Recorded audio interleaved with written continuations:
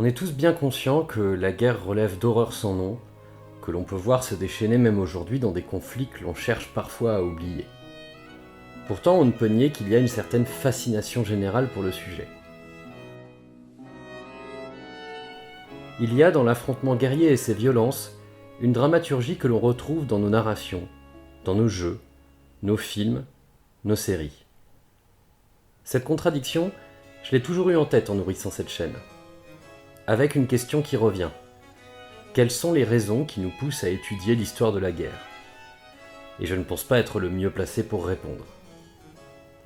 Or, récemment, j'ai eu l'occasion d'interviewer Hervé Drévillon, aujourd'hui professeur d'histoire moderne à l'université Paris 1 et directeur de la recherche au service historique de la Défense.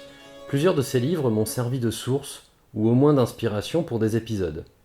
Et durant notre rencontre, il a proposé des pistes de réflexion sur cette question.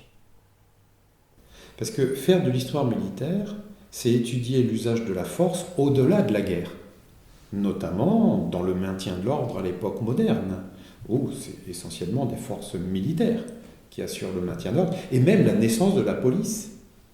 Alors, la police qui est aujourd'hui non militaire, eh bien, elle l'était au XVIIIe siècle, avec la maréchaussée, qui est devenue la gendarmerie nationale en 1791.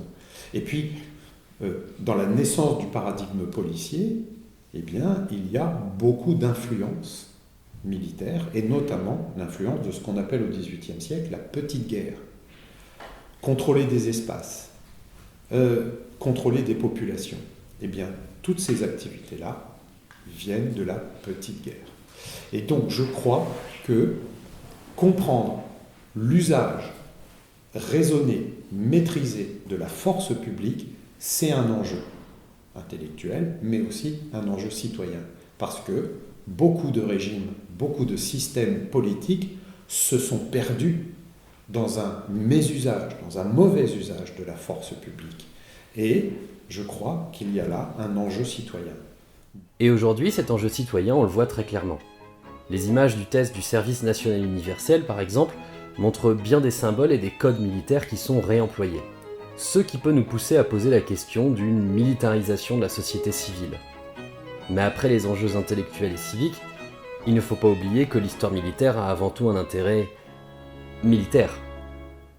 L'histoire militaire joue un rôle très important dans la culture militaire et aussi dans la compréhension, la théorisation de la guerre, mais aussi dans la prospective.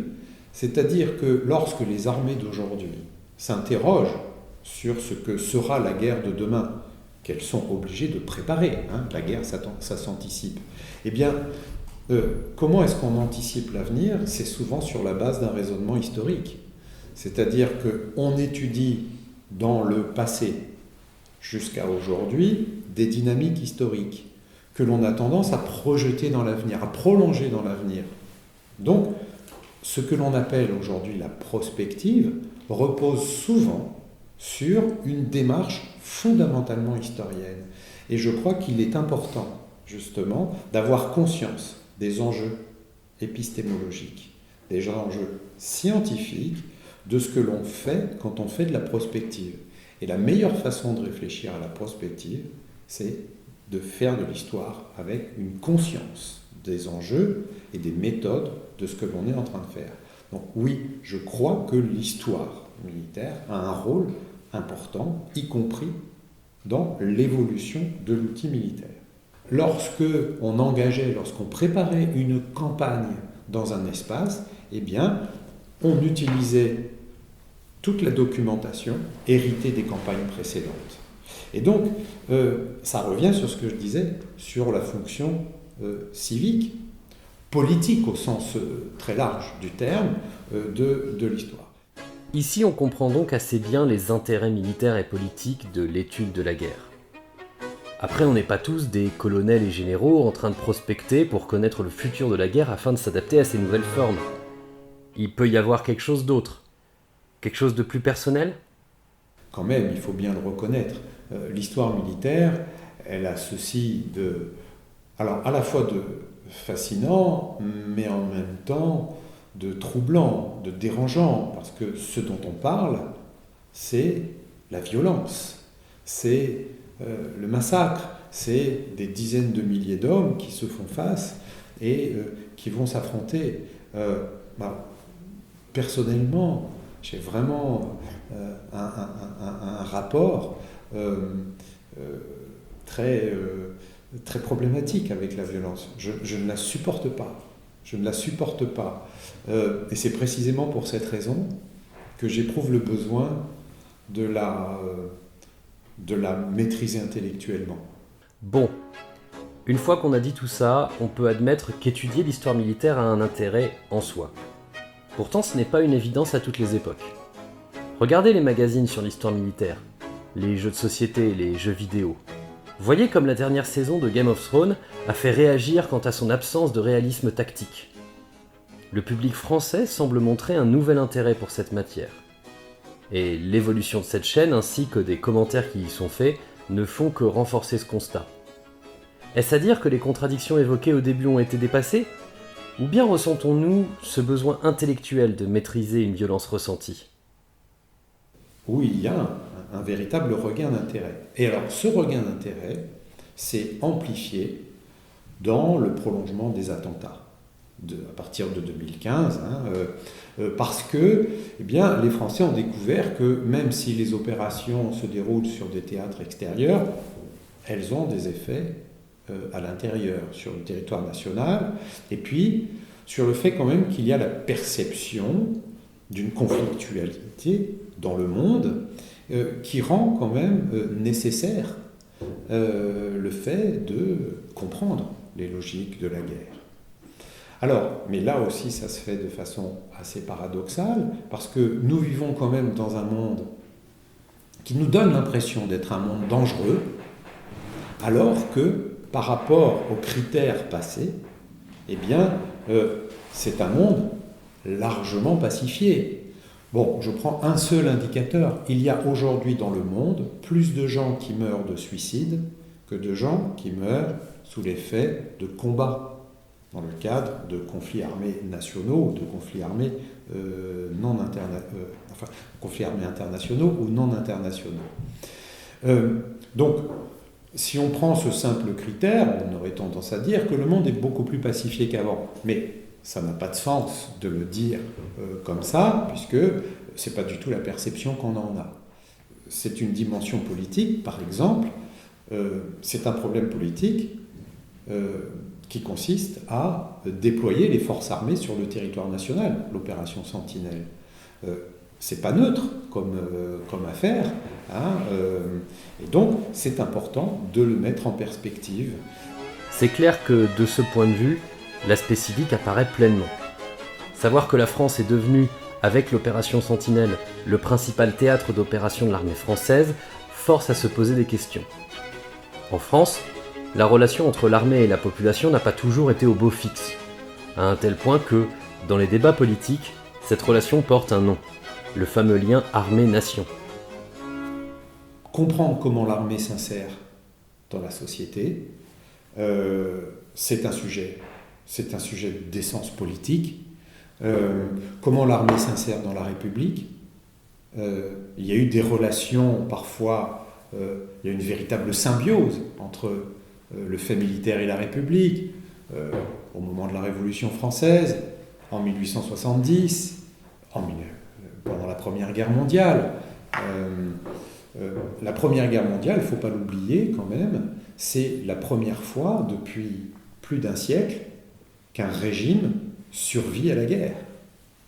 Puisque en 1815, l'Empire est tombé par une défaite, en 1870, l'Empire est tombé, et là, en 1918, la République survit. Bon, grâce à la victoire. Et puis, donc ça, ce sont des moments de symbiose entre la République et le fait militaire, mais il y a aussi des moments de tension. Le 18 Brumaire de Bonaparte, 1940, et puis le putsch des généraux en Algérie. Donc, il y a une histoire mouvementée de la relation entre la République et le fait militaire. Et donc, le comprendre comprendre les ressorts de cette histoire. C'est un enjeu, me semble-t-il, important. Et puis je le disais aussi tout à l'heure, on sait à quel point le mésusage de la force peut perdre un système politique. Un système politique qui se perd dans la violence, etc. On en a quand même pas mal d'exemples dans l'histoire. Voilà pourquoi je pense que la politique contemporaine a des effets sur l'histoire militaire et inversement. Comment l'histoire militaire aide aussi à mettre en perspective cette problématique que je crois essentielle sur le plan civique, qui est l'usage de la force. Finalement, on y revient toujours. La guerre est une expression de l'usage de la force, et en étudier l'histoire, c'est chercher à comprendre comment cette force a été créée, agencée et employée. Et comme on ne peut effacer cette violence dont les formes sont nombreuses, il devient finalement essentiel de la comprendre, pour se prémunir des effets néfastes que la concentration de force peut créer. Mais qu'en est-il du développement de ce domaine ? On sait que dans les pays anglo-saxons, l'histoire militaire a toujours rencontré un franc succès, sans attirer trop de polémiques. Or en France, après la Seconde Guerre mondiale, on a noté un franc recul de cette matière dans les universités. Mais comme nous l'avons vu, l'histoire de la guerre revient en force dans le public. En est-il de même au niveau académique ? Eh bien, il y a actuellement quand même un climat plutôt favorable à ce développement. Alors, pour être tout à fait honnête, il y a quand même encore des réticences. Il y a encore des réticences dans le monde universitaire vis-à-vis de coopération trop développée avec le monde militaire. À l'inverse, il peut y avoir certaines réticences dans le monde militaire vis-à-vis d'une histoire critique, mais tout le monde est en train de comprendre que justement, ce qui fait l'intérêt pour l'institution militaire, c'est d'avoir une histoire exigeante, éventuellement critique, et à l'inverse, l'intérêt pour le monde universitaire de s'ouvrir au monde militaire, c'est aussi d'avoir les retours positifs que j'évoquais tout à l'heure, de tout ce qui relève par exemple de l'histoire appliquée. Et donc, le mot de la fin sera assez optimiste, c'est que je trouve qu'il y a autour de l'histoire militaire actuellement en France une dynamique vraiment intéressante, et je dirais même enthousiasmante. Enthousiasmante. C'est le mot. Comme très souvent avec vos retours sur cette chaîne. L'histoire est critique et doit donner des perspectives de compréhension. Et c'est bien cela qui compte. Comprendre, questionner, aller au-delà des traces que l'on peut voir quotidiennement de la guerre, de la violence, de la force. La France a d'abord mal questionné l'histoire de la guerre, en la réduisant souvent à des fins purement militaires, surtout avant la Première Guerre mondiale. L'histoire militaire était réduite à un catalogue de modèles tirés de la période napoléonienne.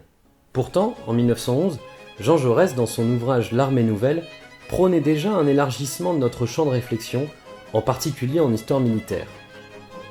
L'histoire est merveilleusement utile quand on l'étudie dans sa diversité, dans son perpétuel renouvellement et dans sa perpétuelle invention. Elle nourrit et stimule l'esprit par des exemples, mais elle l'avertit aussi que l'action ne peut jamais sans péril se réduire à une copie, et elle l'affranchit de toute imitation servile par son infinité et par son mouvement. Et aujourd'hui, avec des conflits comme ceux du Golfe, de la Yougoslavie, de l'Afghanistan, de l'Irak ou encore de la Syrie et de la Libye, et avec les interrogations sur la sécurité toujours plus croissantes en France, nous sommes poussés à questionner nos liens avec notre force armée et son histoire. On peut dire aujourd'hui que nous faisons face à une crise de la pensée de la guerre. L'histoire va devoir jouer son rôle, non pour proposer une expertise, mais pour poser les justes questions qui donneront une intelligibilité plus grande à ce qui se jouera demain dans la guerre et ses violences. Je vous remercie de m'avoir écouté et je vous souhaite une bonne journée.